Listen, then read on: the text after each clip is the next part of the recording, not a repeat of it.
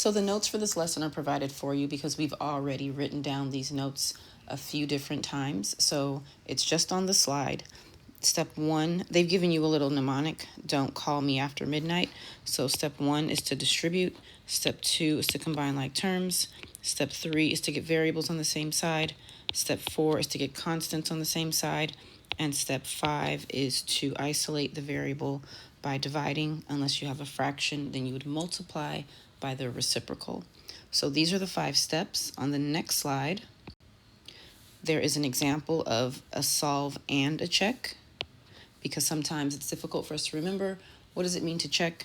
When you check, you are substituting the answer in the place of the variable. So instead of x's, we plugged in negative 15s, and you know you're right when you get the same number on both sides.